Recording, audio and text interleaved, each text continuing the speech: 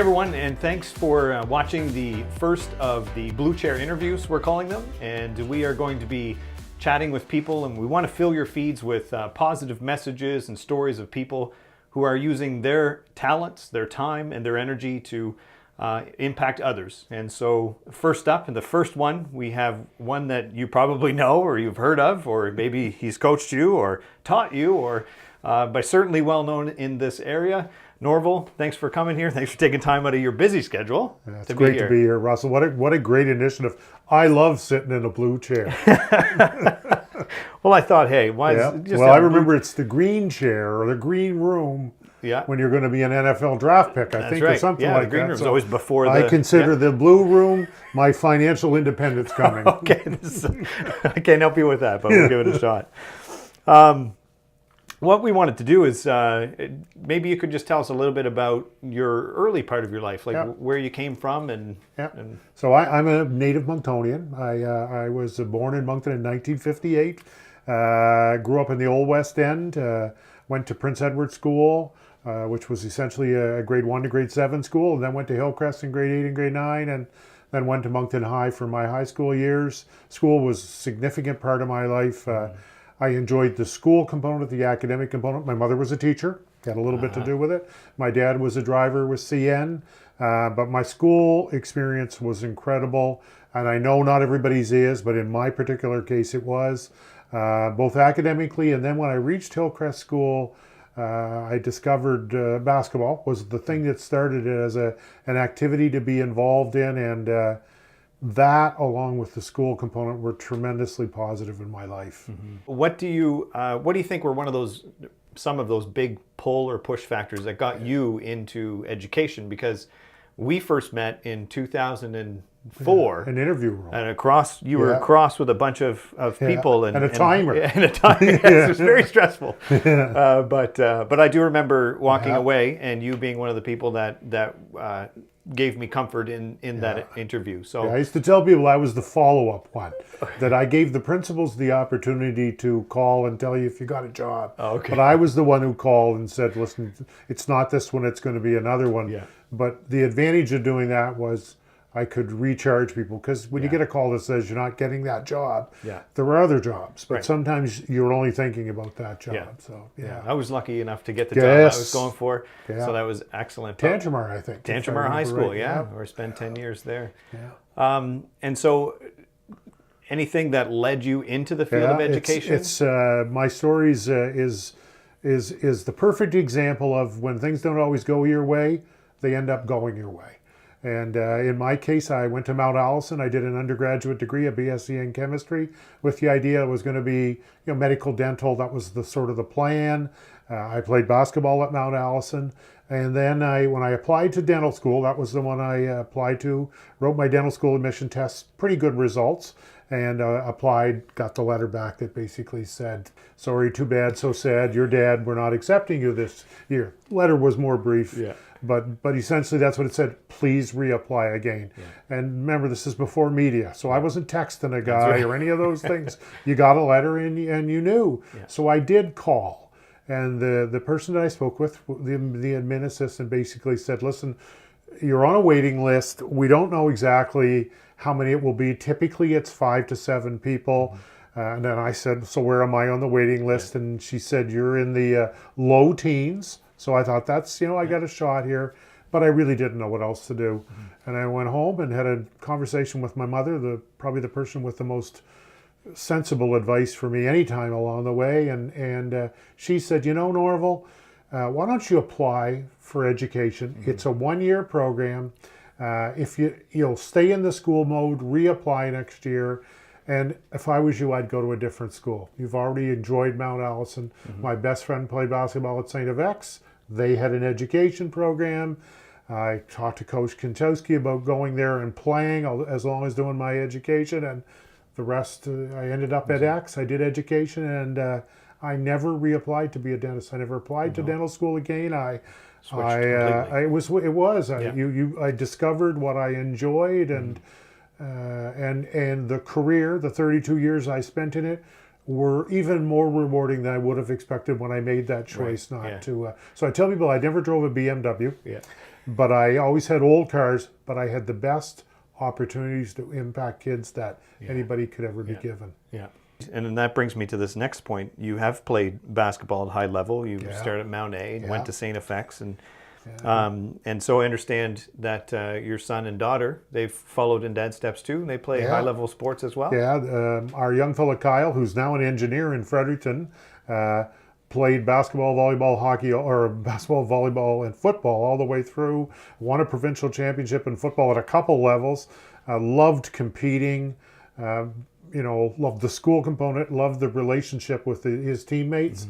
And Sarah, although she didn't develop the passion for basketball, I had always hoped, because she's a tall girl, developed it for volleyball. Played very high level volleyball, was going to play at Mount Allison, and made the decision, which you can understand when you head to school, that the school part was going to be her focus, and practiced with the team for a year and a half, and then just decided I'm going to play intramurals. But love the friendships that they have now, both of them, come through their sports teams that they played with all through high school and university.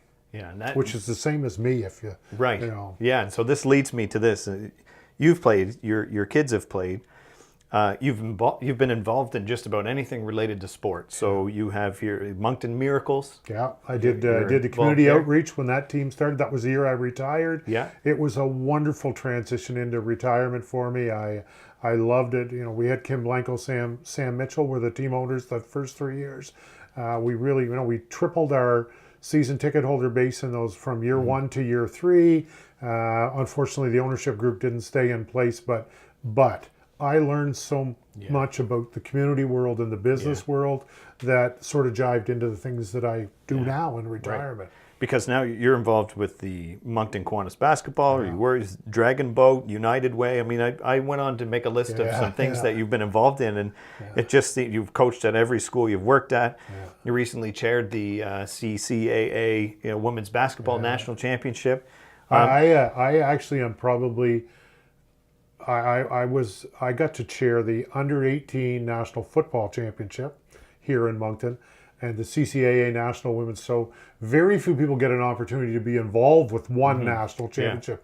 I've had the opportunity to chair 2 of them. I mean, and that's those are things that they were perfectly timed. And in the case of the football, my young fella loved he started to play in grade 6, played all the way through GMFA. And it was a wonderful experience for him, and obviously Mount Allison's always close to my heart, a school that made a big difference in my life. Yeah. So then here's the question: why is sport so important to you? Well, for me, I was a quiet kid who did pretty well in school, but was still a low-key kid. And what it did for me, it was my passion outside of school. And for me, it helped me grow and to become a much more confident person, a much more public person. I ran for student council president in high school. The people who taught me in grade 8 and grade 9 would have never predicted that. Never. My parents would have, I would have never predicted that. But what it did for me, it gave something that sort of set you apart from everybody. And as I've got older and older and realized that might be the most important opportunity we need to give kids. Something that they can hang their hat on, that sets them apart. And they don't have to necessarily be the best one. That's right. They just have to be good at some part of it. And every kid has something that they're really, really good at. It's the adults in their lives and the adults that volunteer for different groups. It's our responsibilities, I think, to provide those opportunities so as many kids can maximize them, and as many kids have an opportunity to really realize, I'm doggone good at this. I've seen my own kids in sport grow confident in it, right? And those little successes that add up over time. They become, we talk about resiliency in kids. They become so much more resilient because they learn how to lose. And they learn they have to handle losing. And sometimes losing's on them because they're the one that missed the shot, and they have to say, you know what, I'm going to be better the next time. And sometimes it's because a teammate didn't quite have the game that you expected. But at the end of it all, you become more resilient because of that. And which means you have strength to deal with bosses that aren't necessarily the easiest bosses to work for, or people you work with that are challenging, or you're the challenging one. That's right. Yeah, that can happen. So, yes. Yeah, that can happen. With all of that in view, you recently received the Order of Moncton, which is something Moncton gives to recognize those that have selflessly given of themselves. So what did that mean to you? To be nominated and then to get it. Yeah. So there's three things in terms of that. One, the highlight for me. My mom's still alive. She's 99. Yeah. So the highlight for me personally was I get to receive that award with my daughter, my son, my wife, and my mother and my sister. Yeah. The closest people in my life, we're all there. Yeah. So that's pretty cool. And most of, when you get to be my age and you have a mother who's 99, who's totally with it and gets to sit through that and enjoys it, that was special. Second thing the nomination was put together by 7 men. Really? Do you know what it takes to get 7 men in a room to put together a submission? It's just, it just doesn't happen. You need a leader, and so the 7, and they came from all different aspects of my career, including a past mayor. Really? Yeah. So for me, that was a real nice sign. And the third one was, I had 2 teachers along the way who did little things that turned out to be big things. Don Bro in grade 8, my first day of school, stopped me in the hallway, didn't know who he was from hole in the ground, and said, you're a pretty big guy, new to the school, you must play basketball. And I, of course, said yes, even though I didn't. And that I ended up in the gym that afternoon with a bunch of guys. That was and the second one was Emery Hebert. And Emery Hebert and Cliff Reed were my grade 11 teachers at Moncton High. They pulled me aside in grade 11 about March. And Cliff Reed led the conversation, but Emery Hebert at the end said these words to me. He said, Norval, we think there's more to you than meets the eye. Oh, really? And it was about running for student council, which I had never thought about. I wasn't going, I just had never thought about it. And those 2 men said, that you should do this. And Cliff was the student council advisor. Okay. So when people pull you aside and they invest that, that kind of confidence in you, I guess I could have not run, but instead of that, I ran and things went right. I ended up being the student council. I'm a life, we've had 4 reunions since then. Yeah. I'm a life officer. I'm very close to our class. We always have over 100 at our reunions. Yeah. Moncton High was significant in my life, but a part of that was, again, 2 adults who saw something that you don't see yourself and didn't just sort of secretly talk about it someplace else. Right. Talk to you about it. Right. And that was those. So those, and they were there. Other than Cliff, who wasn't able to be there, the other 2 were there. Yeah. Emery Hebert's in his 80s. Yeah. And he shows up for this. Cool. Like that says, that's really significant. So 44 years ago, he's the one who stops me in the hallway and pulls me aside. He shows up, and Don Breo, 47 years ago, he comes to this. These are, and they're both teachers. Right. You see the connection. Right. Yeah. So that's a big highlight. Oh. Looking back, just in terms of your involvement in your school, any stories or highlights that, aside from those? You have children. I do. Yes. Your highlights become your children. Yeah, true. I've got 2 for my children that were very special moments. One was spread over a year. Our young fellow was the quarterback at McNaughton. And when you're the quarterback of a football team, when you win, it's on you. When you lose, it's on you. There's no escaping that. Yeah. And they lost by a point to Fredericton High in the provincial championship, and they had to stand for half an hour and wait. And that's a long stand. Yes, and I remember watching them. Fast forward a year, they played your Tantramar team, who was the better team. Yeah. They beat Tantramar. Yeah. And they had to stand. They stood a game. So watching that's not about the sport. No. That's more about your life. That's right. And then our Sarah played volleyball at McNaughton, and the best volleyball team was Harrison Trumble's volleyball team. Yeah. And they upset them in the regionals. They went to the provincials, and she played with that same group of girls all the way through. And those things they don't ever leave you. No, I know. So, and again, your kids, you're going to have and that for me, the memories, because it was me, except 35, 37 years later exactly. with my own children. Yeah, no, I understand. With my daughter, she's in competitive sports, and the other ones are younger and they're getting in there. But to see them win a championship or to see them not win a championship, it's emotional for you because you know what that's like, because you've been there. You know what that's like, right? And so, well, when I see yours at multi-sport camp, the ones that is the fist pump after a good play. Yeah. You know, it's right. Yeah, that's right. Multi-sport camp. My kids look forward to multi-sports camp. They love it. Yeah. They love it. Yeah. 29 years of that. 29 years. 29 years. Yeah.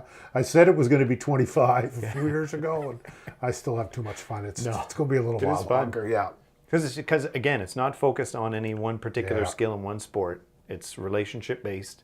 The kids go and they have fun and they meet learn. new kids. And absolutely, yeah. No, I agree. I think that's been the funnest camp because it's intended to do that. Yeah. It's not intended to teach you how to jab and go or follow through on a jump shot. All those things which are important skills. That's right. Yes. It's there because we want you to play games against kids. And sometimes you're the best player at basketball, but you're not the best soccer player, or you're not the best at dodgeball. Yeah. But you still play, those kinds of lessons. Yeah. Talking to you and, researching a little bit about you before and just seeing your involvement in our kids' lives and that type of thing, the word legacy comes to mind. And you've heard it said, everyone leaves a legacy. So if that is true, what do you want your legacy to be, or what do you think it will be? I want some of these kids that have gone through this to remember how much fun they did and the friends that they had, and want to do the same thing 10 or 15 years from now. Yeah. That you have to sit on boards. Yeah. That you have to volunteer on youth sport boards, because they don't happen unless you have people that are prepared to be patient enough to work through challenging things. Yeah. That you have to go to businesses and ask businesses sometimes to help, because that's the only way some kids get a chance to play. Yeah. And that winning's not everything. In fact, some of the best life lessons you learn through sport are not the wins. True, yeah. They're the really challenging losses, and how you handled those and how you handle them the second time, because they happen a second time. Yeah. Life isn't always wins. Yeah. And how you learn how to handle those losses earlier in your life sets a really good tone for how you're going to handle losses and challenges later in your life. Yeah. And so if there's a legacy, hopefully all these things I've been involved with have provided opportunities for, in most cases, youth to have an opportunity to learn those lessons, so that later on they're going to better cope with challenging things. Because life, because from work, life doesn't come as smooth as we want it all the time. Yeah, it's a great lesson. Yeah. Thank you very much for taking this time. Well, I appreciate you doing this. I think it's cool. I'm looking forward to seeing some of the other people that you interview and do your thing with. Yeah, thanks for doing it.